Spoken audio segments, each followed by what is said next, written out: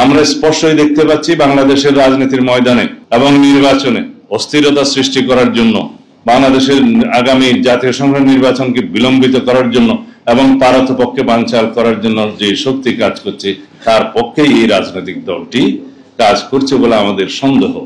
বাংলাদেশে যদি নির্বাচন বানচাল হয় তাহলে অগণতান্ত্রিক শক্তির উত্থান হবে অবশ্যম্ভাবীভাবে।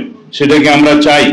যদি না চাই, এত রক্তের বিনিময়ে গণতান্ত্রিক অধিকার ফিরে পাওয়ার জন্য আমরা গণ অভ্যুত্থান করেছি, আমাদের সেই অধিকার যেন আমরা বাস্তবায়ন করি। কোন রাজনৈতিক দলের অভিসন্ধির কাছে আমরা কোনোদিন মাথা নত করতে পারি না। এই জনগণের স্বার্থ এই চূড়ান্ত, এই জনগণের অভিপ্রায় এই চূড়ান্ত, এই দেশের সার্বভৌম জনগণই হচ্ছে চূড়ান্ত সিদ্ধান্ত দেওয়ার মালিক। আসুন আমরা তাদের কাছে যাই। আমরা বলেছি নির্বাচনের দিনে, একই দিনে আরেকটা ব্যালটের মাধ্যমে গণভোটের সেই রায়টা নেওয়া যাবে। তখন কি সেই সংবিধান পার্মানেন্ট হয়ে যাবে, ধর্মগ্রন্থ হয়ে যাবে? সেটা কি পরিবর্তন করা যাবে না? অবশ্যই পরিবর্তন করা যাবে জনগণের চাহিদা অনুযায়ী। সুতরাং গণতান্ত্রিক চর্চার মধ্যে আছি।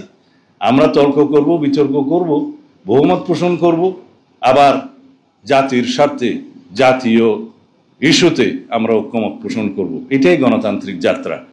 এমনভাবে আমরা জাতীয় ঐক্যমতে আসবো জাতীয় ইস্যুতে, যাতে জনগণ বিজয়ী হয়, এদেশের মানুষ বিজয়ী হয় এবং আমরা সকল রাজনৈতিক দল জনগণের কাছে পরাজিত হব।